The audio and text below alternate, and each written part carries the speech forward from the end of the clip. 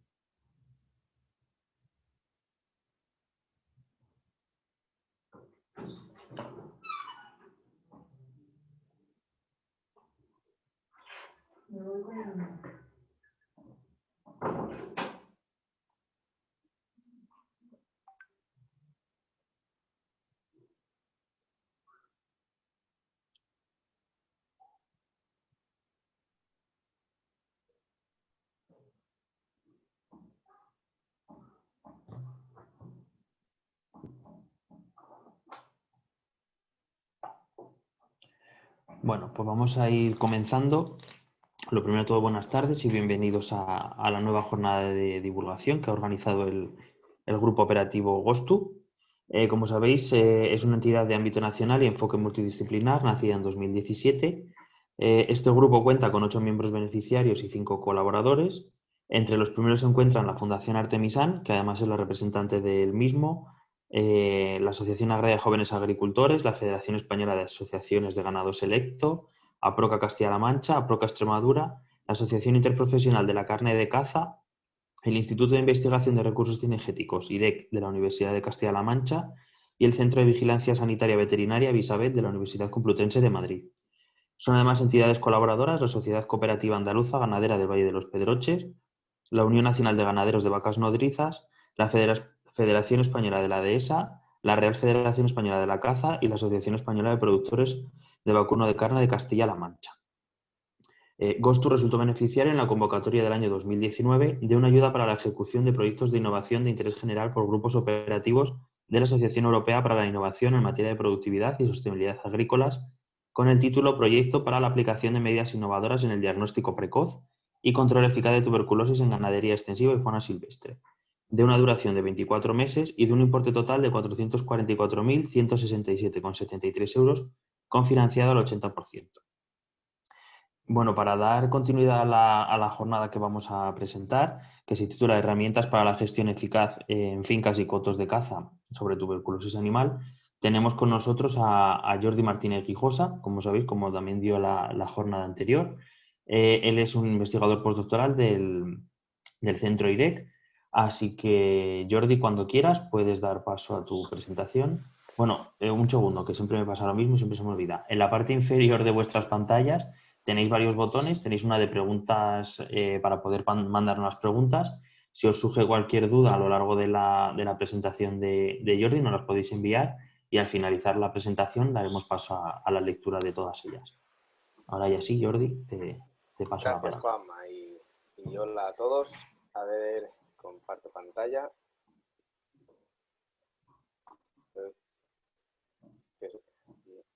Destripo el... ¿Se ve bien? Perfecto. Vale, voy a ocultar esto.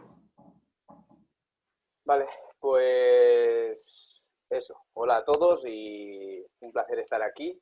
Hoy hablaremos de herramientas para la gestión eficaz en fincas y cotos de caza de la gestión eficaz de la tuberculosis animal, que es un poco un complemento de la charla de la semana pasada, que era en ganaderías de bovino en extensivo, donde hay mucha más información, se lleva muchos más años trabajando y veréis en esta presentación que aunque sí que se tienen bastantes nociones de cómo gestionar pues, ¿no?, las micobacterias del complejo Mycobacterium tuberculosis que causan la tuberculosis animal en fauna silvestre, realmente se dispone de menos herramientas, al menos contrastadas científicamente. Pero bueno, la composición de la charla será similar a la anterior, con una introducción presentando el concepto de gestión cinegética responsable y hablando un poco del Real Decreto 138-2020, que viene mucho a colación, ¿no?, de esta charla. Después explicar muy someramente el concepto de vigilancia sanitaria integrada necesaria para poder gestionar todo esto, ¿no? Y después ya iremos poco a poco desglosando las diferentes fuentes de riesgo en fincas, en explotaciones cinegéticas, y cómo valorar ese riesgo y cómo actuar sobre él. Empezamos, ¿no? La gestión cinegética responsable, este término, lo presentamos como una gestión que propone manejar los recursos cazables de modo que prime la calidad y evite los efectos indeseados de las elevadas densidades o agregación de individuos, que veremos que esto se puede dar por diferentes factores. Para esto hay que llevar a cabo una gestión poblacional y una gestión sanitaria que pues van unidas de la mano. Dentro de este marco y dentro de la tuberculosis animal ya propiamente dicho, en 2017 salió el PATUBE, que es el Plan de Actuación frente a la Tuberculosis bovina en especies silvestres, ¿vale?, que era una serie de recomendaciones muy detalladas, muy extensas sobre pues cómo actuar respecto a la gestión de la fauna silvestre, más concretamente sobre los reservorios silvestres de tuberculosis, ¿vale? Y estas recomendaciones, que se pueden descargar desde la página del Ministerio, se tradujeron en el 2020 en un Real Decreto que coge parte de esas recomendaciones y las convierte pues en una serie de leyes o de un reglamento que se debe seguir y que categoriza los diferentes espacios naturales y terrenos cinegéticos de España, ¿no?, en diferentes categorías según el tipo de vallado y la gestión que se hace en ellos, y establece una serie de necesidades en cuanto a la gestión sanitaria en ellos, ¿no? Y, por ejemplo, en los de tipo 1 y tipo 2, que son como los más manejados, existe la obligatoriedad de un plan sanitario en terrenos cinegéticos. ¿Por qué digo esto? Porque justo las fuentes de riesgo, todo esto en referencia a la tuberculosis animal, ¿eh? Entonces, todas las fuentes de riesgo que vamos a desglosar ahora una por una, pues se tendrían que tener en cuenta para estos planes sanitarios en los terrenos cinegéticos. Y englobando todo esto está la vigilancia sanitaria integrada, que muchos de vosotros ya conoceréis, y que básicamente es la monitorización del estado sanitario de una población de animales silvestres, ¿vale? En la que, cuyo objetivo es conocer los patógenos presentes en las poblaciones animales, conocer la diversidad de hospedadores y su distribución geográfica. Por otra parte, estar alerta de la entrada de patógenos o episodios epidemiológicos inusuales, las variaciones en la dinámica de las enfermedades a lo largo del tiempo y todo ello monitorizando las poblaciones y estableciendo los parámetros epidemiológicos en cada caso, ¿no? En este caso nos interesa para la tuberculosis animal. Las herramientas que se usan es la vigilancia sanitaria pasiva, que de algún modo es simplemente hacer un escaneo de de todas las fuentes de información que nos pueden ir llegando, muy someramente explicado. La vigilancia sanitaria activa, que es que cuando se activa esa alerta, ¿no? Cuando hablamos del punto 3, variaciones en la dinámica de las enfermedades o episodios epidemiológicos inusuales, cuando detectamos algo extraño, podemos ir directamente a ir a buscar la información que queremos saber, es decir, ir a buscar a animales de una especie en concreto o de un lugar en concreto en busca de un patógeno concreto para establecer ya datos más concretos sobre lo que está pasando. Y eso nos ayudará a actuar de forma más eficaz y más rápida. Y todo ello tiene que estar acompañado de una buena monitorización poblacional, es decir, saber cuántos animales hay de cada especie en cada lugar en concreto, porque eso nos ayuda a conocer lo que se llama el escenario epidemiológico, ¿no? Y poder gestionarlo mejor. Ahora vamos a pasar a las fuentes de riesgo en concreto, que son las siguientes, y que ahora los haremos una a una. Como en el caso de la charla anterior, pues un poco aquí remarcar que bueno, estos son fuentes de riesgo que van a tener una importancia diferente según el contexto, sobre todo casi geográfico, ¿no? Porque a lo largo de la geografía española hay modelos de gestión de los espacios naturales y de los terrenos cinegéticos muy diferentes. No es lo mismo los cotos comunales de montaña, de alta montaña de Asturias o Navarra, que pues las fincas cinegéticas valladas y de miles de hectáreas del sur de España, por ejemplo.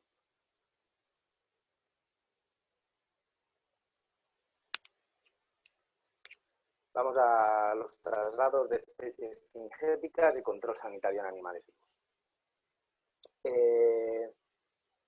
El movimiento de animales entre explotaciones o terrenos cinegéticos, núcleos biológicos y entornos naturales acotados puede ser una fuente de riesgo. Esto lo conocemos ampliamente. En primer lugar, y de forma obvia, por el movimiento de patógenos junto a los animales hospedadores, ¿no? Después, porque cuando se maneja un animal silvestre, este animal suele estresarse más que un animal doméstico, y esto puede hacer que aparezcan signos clínicos de un patógeno que está latente en el animal y empiece a ser excretor, ¿no? O empiece a poder infectar, en cuanto antes pues estaba simplemente latente y no era infeccioso.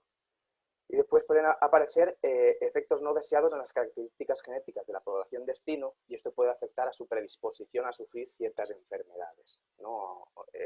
Que lo veremos un poco más adelante, aunque no nos podemos extender mucho. ¿Cómo gestionamos este tipo de riesgo? Pues los métodos de mitigación, en este caso, buscan el control sanitario previo al traslado, es decir, que los animales estén completamente sanos. Para ello ya hay una legislación al respecto. Está el Real Decreto 1082-2009, que es para diferentes enfermedades y para todas las especies cinegéticas, que pues, regula la toma de muestras por la autoridad competente, obliga a una cuarentena e inspección clínica previa al movimiento, describe cómo deben ser las instalaciones de manejo adecuadas y especifica que se requiere un resultado diagnóstico negativo para que los animales puedan trasladarse de un lugar a otro. Y después, más recientemente, y específicamente para la tuberculosis, está el Real Decreto que he mentado anteriormente, que es el 138-2020, que es específicamente para reservorios silvestres cinegéticos de tuberculosis animal, y básicamente establece un chequeo anual de tuberculosis en los terrenos cinegéticos tipo 1 y tipo 2, y también establece una regionalización muy interesante que ya se establecía en el Patubes y que impide el movimiento de animales de regiones de alto riesgo a regiones de bajo riesgo, excepto en condiciones muy concretas que se especifican en la legislación. En resumen, que hay que chequear a los animales y hay que hacer los traslados de forma segura y siempre que se pueda evitar los traslados porque siempre hay un riesgo asociado a ellos. La segunda fuente de riesgo son los subproductos o residuos de actividades cinegéticas, ¿no? Tras los eventos cinegéticos, tras las cacerías, pues hay una parte de las piezas de caza que no se considera apto para el consumo humano, lo que llamamos sandbach, ¿no? Y estos subproductos pueden ser una fuente de riesgo de tuberculosis animal. En primer lugar, se pueden quedar piezas de caza en muchas ocasiones, normalmente, ya digo, en las zonas más al norte, donde la orografía es más abrupta y se cazan animales en lugares bastante complicados, pues muchas veces quedan las piezas de caza en el campo y si son animales, si son reservorios de tuberculosis animal y pueden estar infectados, pues pueden ser una fuente de infección. Además, como digo aquí, ¿no? Los restos de reservorios silvestres pueden estar contaminados por micobacterias del complejo Mycobacterium tuberculosis. Pueden ser estas piezas enteras que comento o pueden ser, por ejemplo, solo las tripas si no se gestionan correctamente. ¿Por qué ocurre esto? Porque las especies carroñeras oportunistas como el jabalí especialmente es el que más nos preocupa en este caso, pueden acceder a estos restos, infectarse y mantener la infección. Y además pueden actuar como punto de agregación y transmisión del complejo Mycobacterium tuberculosis, como otra fuente de alimento más. Aquí podemos ver diferentes fotos de carroñeros oportunistas o carroñeros estrictos, ¿no? El buitre, el jabalí, un venocillo y un zorro a la derecha del todo. ¿Cómo gestionamos este tipo de riesgo? Pues también hay legislación al respecto. El objetivo es evitar que los reservorios silvestres accedan a estos restos potencialmente contaminados. Y el Real Decreto que lo regula es bastante reciente, es del 50/2018, respecto al cual hay también un estudio científico que se puede ver perfectamente cómo la gestión de estos residuos, la correcta gestión de estos residuos, en este caso promoviendo que se retiren oficialmente, como digo aquí, ¿no? Con una empresa autorizada, o también para llevándolos a muladares para la alimentación de aves necrófagas, se ve cómo esto repercute en una menor prevalencia de tuberculosis en jabalí y posteriormente en ganado bovino. O sea, se ve claramente, pues se compara en diferentes comunidades autónomas y hay diferencias significativas, solo con mejorar esta gestión de los subproductos. Nada, resumiendo un poco, esta normativa regula los tres modos en los que se pueden gestionar correctamente los subproductos, que es con esta empresa autorizada para la destrucción de este material, llevarlo a muladares para la alimentación de aves necrófagas, y los muladares deben estar correctamente acondicionados para que el jabalí no pueda entrar en ellos y para que los buitres tengan fácil acceso, o el enterramiento de estos restos. Por otra parte, se puede mejorar la gestión de los subproductos mediante la formación e información a los cazadores sobre el riesgo que implica no gestionar bien estos subproductos y cómo se debe hacer correctamente. Y después, también mediante la simplificación y facilidades de gestión. Las facilidades de la gestión debería ir acompañado de facilidad burocrática, ¿no? Y después también con un apoyo económico para contratar a estas empresas de gestión de subproductos y los veterinarios especializados que tienen que encargarse de ello. Porque muchas veces, pues dependiendo de la situación, puede ser que sea una contrapartida bastante fuerte para la sociedad de cazadores de ese lugar. Y también, en algunos casos, y estoy pensando en este caso también en el norte, ¿no? Facilitar la recogida de carne de caza en comarcas donde se cazan pocos animales por evento cinegético. Hay muchos casos en los que los animales se quedan en el campo simplemente porque no vale la pena ir a recogerlo. Y si se hicieran, por ejemplo, pequeñas cooperativas o centros de reunión de esa carne de caza donde se pueda congelar para que después, cuando haya suficiente, vaya una empresa que pueda recoger esa carne para comercializarla, invitaría a no dejar esos animales en el campo y que no sean una fuente de infección. El siguiente punto es la sobreabundancia, control poblacional, uno de los más importantes y respecto al cual gira pues muchos de los otros.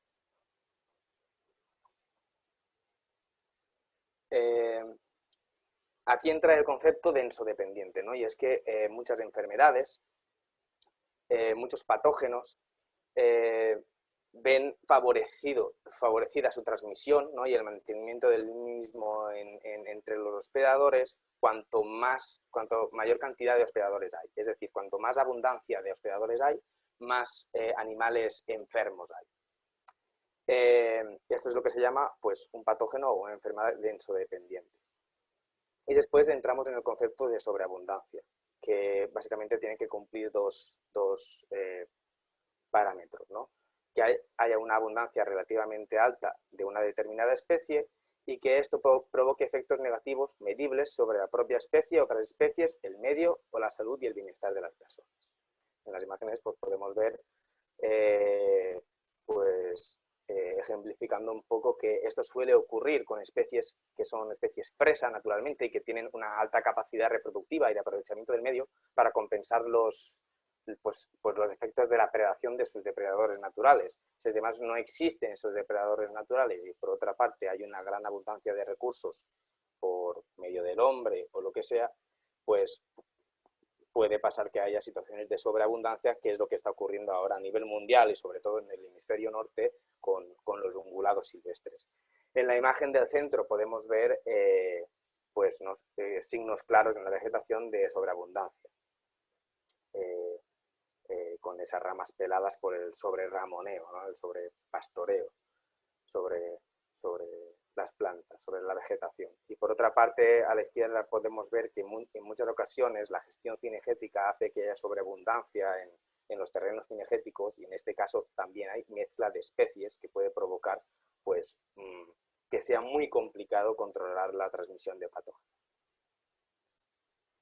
¿Cuáles son los métodos de mitigación o control de la sobreabundancia? Pues el control poblacional, como bien dice el título. El objetivo es definir unas densidades poblacionales y unos cupos de extracción realistas para las distintas especies de caza y regiones, ¿vale? O sea, en cada contexto será diferente y eso hay que evaluarlo mediante esa monitorización poblacional de la que hablábamos previamente y pues eso, hay que hacerlo con sentido, con un conocimiento de causa. ¿Cuáles son las herramientas para este control poblacional? Lo que acabo de decir, una buena monitorización poblacional que debería acompañar a la vigilancia sanitaria integrada que hemos hablado anteriormente, y después hay varias herramientas. Una es la actividad cinegética. El hecho de que los cazadores participen en el control poblacional de las diferentes especies para las que se determine que hay sobreabundancia es que habría una mejora en la fertilidad y calidad de los animales de estas especies cinegéticas. Podría haber una mejora de la percepción pública, al menos en gran parte de los sectores de la población, y que es una alternativa al control profesional que es mucho más costoso. Por otra parte está el control profesional, que como ya decimos, pues sería guardas o gente especializada que se dedicara a este control poblacional, pero se puede ver, ¿no?, por las diferentes experiencias que hay hasta ahora, que es eficaz en situaciones muy concretas y que a nivel general es eso, el balance coste-beneficio hace que sea mucho más costoso que otro tipo de medidas o de herramientas. Después, los métodos no letales, que son los favoritos del público general, entre los cuales alguno bastante sonado últimamente es la inmunocontracepción, es decir, que tratar a las hembras normalmente de una especie para que no puedan reproducirse. Este método todavía no es eficaz a nivel de población, ¿vale? Porque hay que capturar o conseguido administrar de forma eficaz a una gran parte de la población este producto, este fármaco, y eso ahora mismo pues es bastante inviable, eso a nivel de población en general. A nivel de unos individuos concretos sí que sería viable. Y después otro método no letal que es muy eficiente y como pongo aquí, la ideal de ser viable es la gestión del hábitat, ¿no? Que básicamente, aquí doy un concepto ecológico, la actividad cinegética o el control profesional, o el que veremos ahora posteriormente, que son los depredadores naturales, es una regulación de arriba a abajo, ¿no? Tú estás quitando animales, extrayéndolos de la población. En el caso de la gestión del hábitat, tú lo que haces es controlar los recursos. Es decir, proteges cultivos, por ejemplo el maíz, del cual el jabalí se puede alimentar y eso puede hacer que haya muchos más jabalíes, ¿no? O la basura, por ejemplo, que está ahora bastante de moda con el tema de Barcelona o de los jabalíes periurbanos, ¿no? Si los jabalíes no pueden acceder a esos recursos, no tienen ese alimento, se van a reproducir menos. Y por otra parte también en los terrenos cinegéticos, donde se alimenta activamente a las especies cinegéticas, pues no hacerlo si no es conveniente, ¿vale? Y eso es la gestión del hábitat. Y por último, depredadores naturales y patógenos, que son reguladores naturales de las poblaciones, pero bueno, tienen ciertas implicaciones, ciertos conflictos, ¿no? que podrían dar para muchas charlas.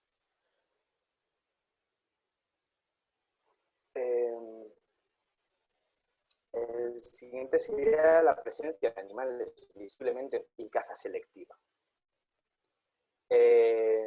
Este punto se centra en el hecho de que los animales enfermos o no, porque pueden no estar enfermos, ¿no? Pueden ser asintomáticos, los animales susceptibles de una enfermedad pueden ser excretores y pueden diseminar micobacterias causantes de, en este caso, la tuberculosis animal hacia el exterior,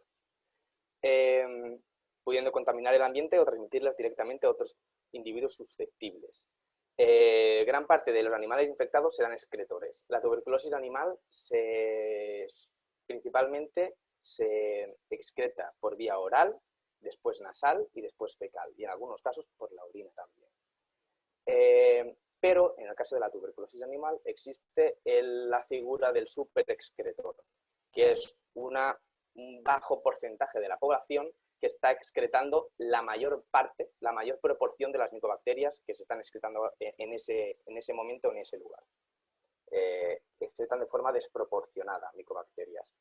Y esos animales suelen tener una infección generalizada y suelen mostrar signos de enfermedad. ¿Cuáles son estos signos de enfermedad? Bueno, en el caso del jabalí, un adelgazamiento profundo, como en el de la imagen de arriba a la derecha, y pérdida de instinto de huida. Están débiles y están muy flacos. Y en el caso del ciervo y el gamo, de los cérvidos susceptibles a la tuberculosis animal, muestran linfonodos cervicales visiblemente inflamados, como se puede ver en la imagen de los ciervos, en el que están en el agua y el del centro. Pues se puede ver, no sé si me veis o solo veis la pantalla, pero bueno, en la zona del cuello y donde se junta con la cabeza se ven ahí pues unos bultos. Esos bultos son los linfonodos que están reactivos, que están inflamados por causa de enfermedad. Puede ser casi cualquier enfermedad, pero en muchos casos, o muy probablemente por la prevalencia, depende del lugar, pues puede ser tuberculosis animal o más de una enfermedad a la vez. Y también pueden presentar adelgazamiento extremo y pérdida del instinto de huida, como es el caso del ciervo del centro o el gamo de la derecha. ¿Cuáles son los métodos de mitigación respecto a la presencia de estos animales enfermos? La caza selectiva y el control dirigido. El objetivo de estos es eliminar de la población los individuos excretores. La caza selectiva es eso, mediante el abatimiento de los animales que están visiblemente enfermos. Para ello tenemos que saber cómo caracterizar eficazmente a los animales superexcretores, es decir, no para todas las enfermedades y todas las especies tienen los mismos signos, entonces debemos conocerlos, en este caso los conocemos, y después tiene que estar asociado al diagnóstico de los ejemplares abatidos una vez estén abatidos, es decir, tiene que haber colaboración con un laboratorio veterinario, ¿no?, para confirmar pues, si estaban enfermos o no, de qué enfermedad y establecer unos parámetros para saber si se está haciendo bien o no. Básicamente tenemos que tener una monitorización. Y después el control dirigido, que es mucho más, ¿cómo decirlo?, fino, ¿no? Básicamente de lo que se trata es de capturar a los animales, testarlos y eliminar solo los animales positivos a tuberculosis. Es un método mucho más costoso económicamente y en cuanto a logísticamente. Es mucho más trabajoso. Además, necesita de test económicos rápidos y suficientemente sensibles y de campo, y la capacidad de acceder a una alta proporción de animales. Es decir, tienes que capturar a una gran proporción de la población. Y eso, en muchos casos, va a ser muy complicado, ¿no? Hay algunas experiencias y en este caso, por ejemplo, pues aún está un poco en ciernes. Está costando llevar a cabo este tipo de métodos de control de forma eficaz, porque ambos son muy costosos y no lo suficientemente eficaces para controlar la enfermedad. Aporte de agua. Aquí se parece mucho, no sé si alguno de vosotros habréis estado la semana pasada, pero se parece mucho pues, un poco a los principales factores de riesgo cuando hablábamos de la interacción entre ganado bovino, en este caso, y la fauna silvestre. Los puntos de agua juegan un papel clave en la epidemiología de la tuberculosis animal, generando agregaciones espaciotemporales de la fauna silvestre con los consiguientes contactos directos y sobre todo indirectos entre especies. Esto viene de la capacidad de las micobacterias de sobrevivir en el ambiente, y justo el agua y los ambientes húmedos son de los ambientes en los que más tiempo puede resistir la micobacteria. Estamos hablando de meses, ¿no? Dependiendo de las circunstancias concretas, porque la luz solar, diferentes factores pueden alterarlo. Aquí la evidencia científica nos da algunos puntos clave. Uno es que en barro hay mucha más presencia de micobacterias que en el agua clara. Después, que el tamaño del punto de agua importa, es decir, en los estudios que se hicieron, el punto de corte lo ponían en 25 metros de diámetro de una charca, ¿vale? Pero eso, que cuanto más grande es un punto de agua, menor probabilidad hay de encontrar micobacterias. Y esto viene acompañado de la accesibilidad de ese punto de agua, porque aunque una charca, por ejemplo, sea muy grande, si está rodeada de zarzas y solo se puede acceder por un punto concreto, los animales se van a agregar, van a ir naturalmente a beber solo de ese punto. Entonces, en ese punto va a aumentar mucho la probabilidad de que haya una transmisión de patógenos. Y por otra parte, también es importante la estacionalidad, porque, bueno, la climatología aquí es pues, determinante. En el norte, pues hay nevadas en invierno, ¿no? Y pues no hay tanto problema de agua, sino de alimento. En este caso estamos hablando de agua y sería la parte sur de la península la que más carestía de agua tiene durante el verano. ¿Esto qué puede hacer? Puede hacer que en algunos lugares que durante el invierno y la primavera hay pues gran cantidad de puntos de agua, pongamos 20, en verano haya solo 5. Y esto es importante porque la cantidad de puntos de agua por unidad de superficie también determina la probabilidad de encontrar micobacterias en cada uno de esos puntos de agua. Es decir, cuanto menos puntos de agua hay alrededor de un punto de agua, más probable es que haya micobacterias en ese punto de agua. No sé si se entiende. Aquí podemos ver pues, jabalí y ciervo compartiendo un arroyo cualquiera. ¿Cuáles son los métodos de mitigación y control del riesgo asociado al agua? Pues al contrario que en el caso de la ganadería, que era segregar el uso del agua entre el ganado y la fauna silvestre, en este caso lo que queremos, porque va a ser muy complicado segregar el uso entre especies o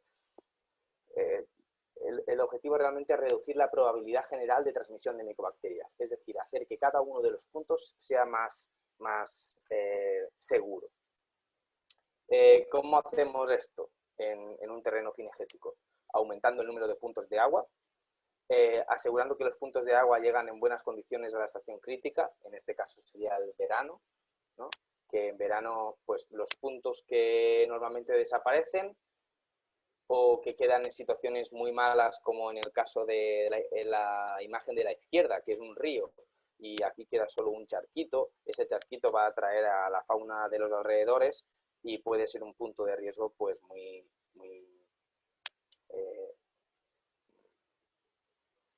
riesgoso, valga la redundancia. ¿Qué podríamos hacer? Pues directamente, en este caso, que no exista o facilitar que quede una mayor cantidad de agua durante el verano en esa zona y que sea un punto más seguro. Por otra parte, incrementar la presencia de puntos de agua grandes y profundos, como el de la imagen del centro, ¿no? Aquí es una charca que era más pequeña y se ha ampliado y se ha hecho más segura. Y por otra parte, ofrecer puntos de agua específicos para algunas especies. Aquí, por ejemplo, pongo la imagen de una baña de jabalí con rascadero, que es especial para jabalí. Y, claro, de aquí es muy probable que no beba un ciervo, pero hay otros casos en los cuales pues, son charcas que sí que usan los cérvidos habitualmente, pero también se usan como bañas y se ponen por estos elementos que atraen a la fauna silvestre, como los rascaderos o palos para quitarse el terciopelo, el descorré, ¿no? Que se llama, de los ciervos. Bueno, en resumen, que estos puntos deberían intentar hacerse específicos de especie. ¿Cómo se haría esto? Pues, por ejemplo, con una pequeña valla, con gateras, para que el jabalí pueda acceder fácilmente, sin pensárselo siquiera, pero que el ciervo no entre. Alimentación suplementaria. La alimentación suplementaria es el aporte de alimento a la fauna silvestre y puede obedecer a distintos fines. Normalmente lo que se busca es gestionar la población para que esté en una mejor condición corporal y tenga un mayor éxito reproductivo, ¿vale? Aunque después también existen otras finalidades, como el cebado, para atraer a los animales en un momento concreto, o utilizarlos de señuelo para que, por ejemplo, se alimenten de ese alimento suplementario y no de un cultivo. Aquí la que nos preocupa es la alimentación suplementaria propiamente dicha, la que busca aumentar la condición corporal y el éxito reproductivo de los animales. ¿Por qué? Porque esta alimentación suplementaria favorece la agregación espacial de los individuos y el contacto entre especies en torno a puntos de alimentación, y esto sabemos que promueve la transmisión de patógenos, y además afecta a su dinámica poblacional, permitiendo mantener densidades de animales por encima de la capacidad de carga de un hábitat concreto, y esto puede tener también consecuencias negativas para el hábitat.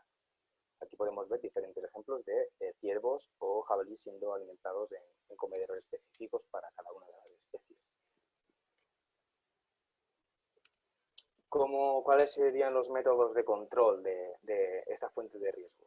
El objetivo de los métodos de control sería evitar la alimentación suplementaria en primera instancia, o en su defecto evitar la agregación de individuos y la sobreabundancia que puede provocar esta alimentación suplementaria. En primer lugar, la primera medida, como ya he dicho, y es obvio, es no aportar alimentación suplementaria, muerto el perro, se acabó la rabia. Después, en el caso del cebado, que es este aporte de alimento para atraer a los animales en un momento concreto del año, ¿no? Antes de un evento cinegético, que sea muy puntual y solo previo al control poblacional del jabalí. Y después, en el caso de que tenga que existir la alimentación suplementaria, utilizar comederos selectivos por especies o incluso por edades, como podemos ver en los 3 comederos de ciervo que hay en la parte de abajo, donde pues, están el de machos a la izquierda, el de hembras en el centro, donde tiene una especie de tejadillo que impide que los machos puedan meter la cabeza, y después, un poco más a la derecha están los comederos de gabatos, que tienen unos barrotes que solo permiten que un animal con la cabeza del tamaño de un gabato, que es la cría del ciervo, meta la cabeza entre los barrotes. Una hembra no podría comer de ahí. ¿Esto qué hace? Esto hace que los animales se vean forzados a alimentarse en diferentes puntos y no haya tanta transmisión de patógenos potencial, digamos. Después, la imagen de la derecha del todo sería un comedero selectivo para jabalís, en este caso para jabalís adultos, con estos troncos que solo un jabalí adulto puede empujar. También hay rayoneras que serían para las crías de jabalí, que tienen barrotes por los que solo entra una cría de jabalí. Y después utilizar la cantidad de alimento justa y puntos de alimentación abundantes para evitar la agregación, un poco en la línea del aporte de agua. Después, una medida que a mí me gusta bastante personalmente y va en línea de lo del manejo del hábitat, ¿no? de la sobreabundancia, del capítulo de la sobreabundancia, es utilizar medidas de manejo destinadas a incrementar la disponibilidad de alimento natural para los ungulados, como es la gestión de pastos y cultivos. Es decir, hacer siembras, hacer praderas cultivadas para que los ciervos, en este caso, o cérvidos, puedan alimentarse de un alimento muy nutritivo y abundante, pero que no promueva la agregación de individuos en comederos. Y por último, volvemos a la monitorización poblacional, en este caso haciendo hincapié al nivel espacial, ¿no? A ver cómo se agregan o no los individuos para saber si debemos quizá dispersar más los puntos de alimentación o no para que no se agreguen tanto los animales.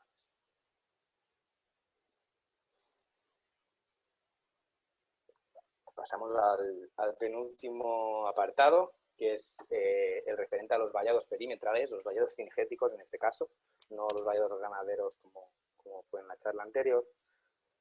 Y aquí, pues, los vallados cinegéticos buscan controlar el movimiento de determinados animales silvestres. En este caso nos interesan los reservorios de tuberculosis, que no sé si lo he dicho o lo sabéis, pero es el jabalí, el ciervo y el gamo, ¿no? Son las especies cinegéticas reservorios de tuberculosis animal.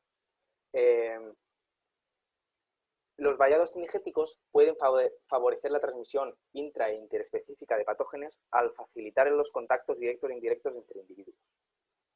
¿Por qué? Porque influyen en el comportamiento de la fauna silvestre, limitando su movimiento y, por tanto, potenciando la agregación de individuos. Es decir, no pueden dispersarse, entonces va a haber más animales en el mismo espacio, en muchos casos. Todo esto depende de la gestión que se haga dentro de ese vallado, que eso es crucial.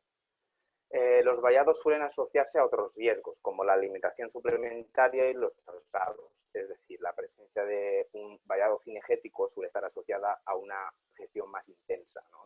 de esa fauna que hay dentro. Y a largo plazo puede dar lugar a situaciones de sobreabundancia y limitar el flujo genético de las especies gestionadas y con ello favorecer la propagación de enfermedades. Esto está contrastado científicamente, pero como ya digo, depende mucho de la gestión que se haga en ese espacio cinegético. ¿Qué vamos a hacer para gestionar los riesgos asociados al vallado perimetral? Pues lo que queremos realmente es mejorar los manejos que ocurren en el interior del cercado, porque el cercado en sí, pues bueno, lo puedes quitar, ¿no? Pero en muchos casos no es viable. De hecho, en el Real Decreto del que he hablado anteriormente, en el 138-2020, pues en aquellos lugares donde la gestión es muy intensa, conviene tener ese vallado cinegético porque evita que cualquier posible problema sanitario se disemine al exterior por la gran cantidad de animales que hay dentro de ese terreno cinegético. Bueno, esta mejora del manejo que se hace, de la gestión cinegética que se hace en ese terreno cinegético, debería ir acompañada de una evaluación de la variabilidad genética de la población para aportar nueva genética si es necesario, porque eso está comprobado científicamente que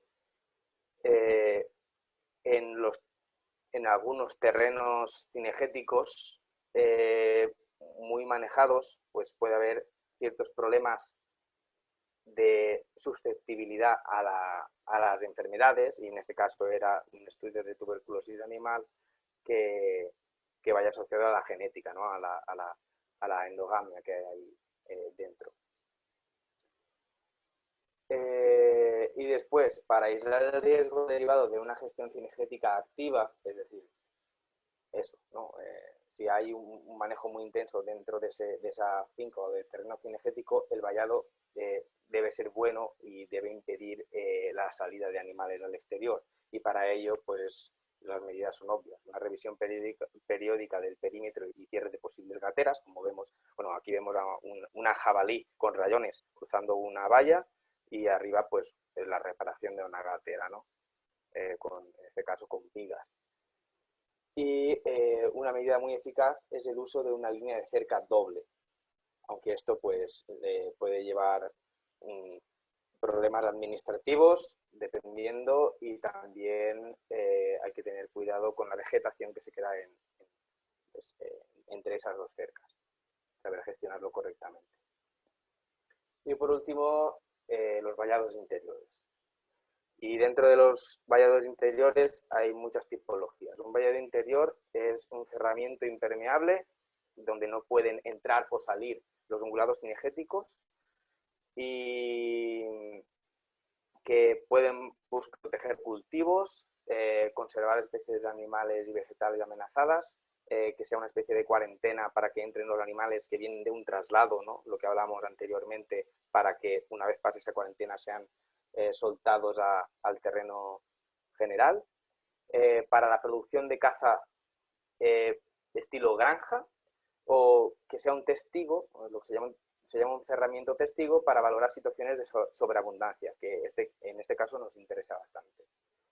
Los vallados interiores suponen un peligro sanitario en el caso que sean pues los que buscan esa producción de caza a nivel intensivo.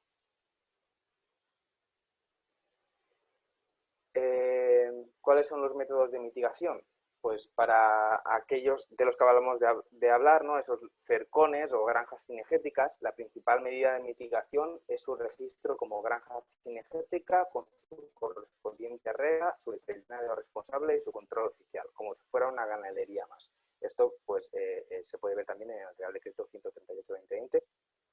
Y ahora, pues en las imágenes que vemos abajo hacen referencia a estos cercados testigo, que pueden ser muy útiles y que no están en todos los terrenos cinegéticos, y que creemos que pueden, vamos, que mejorarían bastante la gestión, porque son muy visuales, y funcionan como una medida de mitigación de los problemas de sobreabundancia al proteger pequeños espacios de los ungulados silvestres, y permiten revelar signos de niveles de población no deseables y aumentar la diversidad y ofrecer refugio a numerosas especies como la perdiz o el conejo, o diferentes especies de pequeños reptiles, fauna amenazada, caza menor, ¿no? Podemos ver en la imagen del centro, vía satélite, como esa zona más con una vegetación más densa es la que está protegida de los ungulados silvestres y cómo se diferencia mucho del resto. Y después a la izquierda vemos una foto a pie de campo de pues, la gran diferencia que hay, ¿no? De cómo sería la vegetación si no hubiera gestión y ungulados silvestres, o tantos ungulados silvestres pululando, porque en este caso hay mucha abundancia en este lugar. Y paramos con las fuentes de riesgo. Aquí simplemente comentar, como en la charla anterior, que toda esta información está mucho más detallada, con muchas fuentes y muy desglosado, ¿no? En el manual para la actuación frente a la tuberculosis en fauna silvestre, que hay 2 volúmenes, uno ganadero y otro cinegético, que está disponible en la web de GOSTU. Y este es un poco el aspecto que tiene, como podéis ver, pues los diferentes capítulos, como los que he ido explicando, se puede conseguir a través de la web de Gostu, está gratuito y también estará en formato físico la semana que viene y se podrá conseguir a través de las asociaciones ganaderas y cinegéticas que colaboran con Gostu. Por último, comentar que todo esto que he explicado tanto hoy como la semana pasada viene de muchos años de trabajo y mucha gente que ha estado investigando y probando de forma aplicada todas estas medidas que intentan controlar la tuberculosis animal en fauna silvestre o el riesgo que proviene de la fauna silvestre. Y muchas gracias por vuestra atención.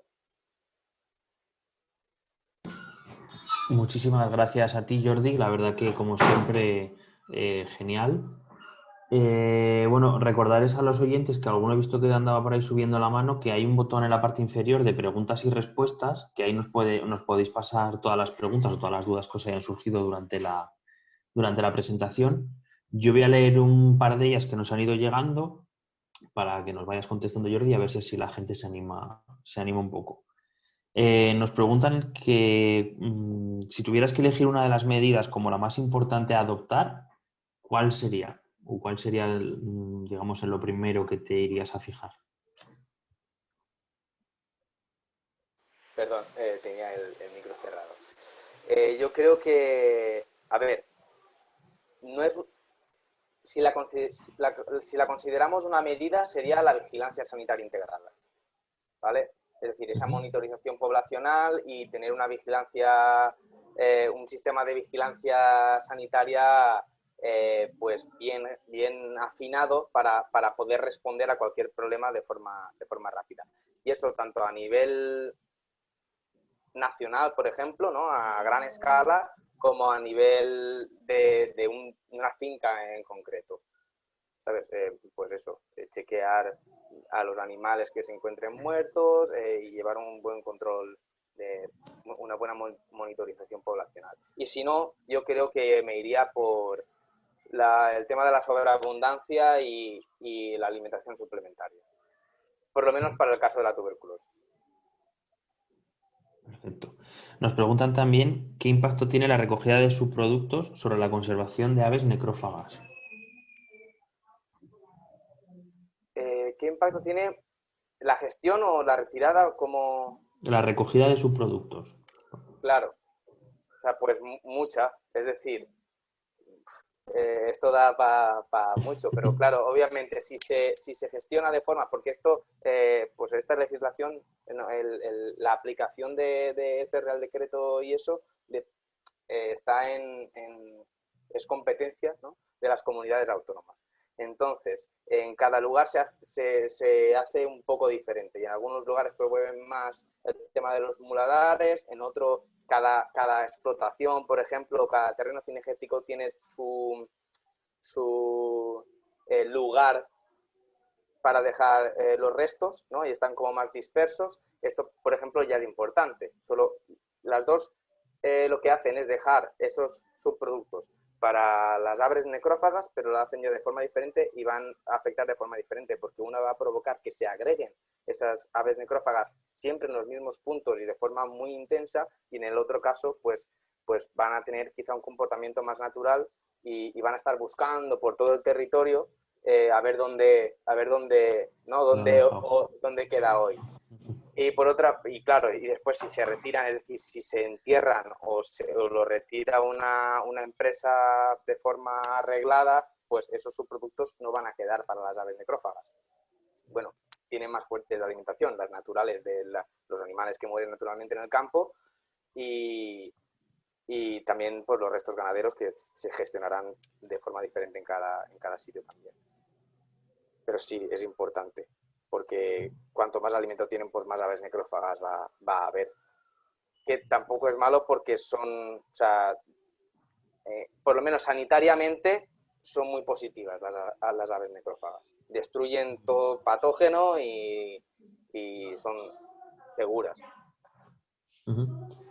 Perfecto. Pues bueno, de momento no nos han entrado ninguna pregunta más. Yo simplemente pues agradecerte a ti, Jordi, en este caso por ser el ponente y por ofreceros tan voluntariosamente. Es mi última jornada, vosotros sé que tenéis alguna que otra más.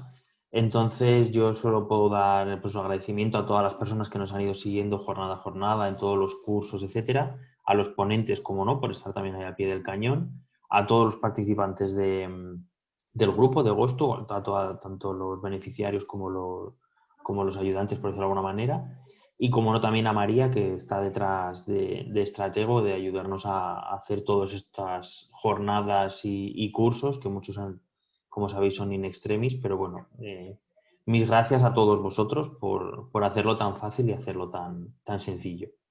No sé si tú quieres decir algo, Jordi. ¿no? Que muchas gracias por dejarme dar la chapa, No, no. que se dice, y nada, de broma. Pero eso, que gracias por dejarme pues, un poco transmitir estos conocimientos y nada más, un placer. No, no. Las gracias nuestras a ti por transmitírnosla. Bueno, comunicaros también a los oyentes que en los siguientes días se irán subiendo los vídeos tanto de la jornada anterior como la de hoy al canal de YouTube, tanto estos como otros muchos vídeos formativos que se están realizando. Y como decía Jordi también, si os paséis por la página web veréis que están ya los manuales tanto de fauna silvestre como de ganadería extensiva, totalmente gratuitos para descargar y mucha más información de las distintas jornadas, etcétera. Y por mi parte, nada más. Muchísimas gracias a todos por estar al otro lado y muchísimas gracias a Jordi también. Así que sin más, pues no ha vuelto a entrar ninguna pregunta, así que nada, nos despedimos y si tenéis cualquier duda en cualquier otro momento, contactar con nosotros en la página web de Agosto y encantados resolveremos las dudas. Así que nada, muchísimas gracias y hasta la próxima. Hasta luego.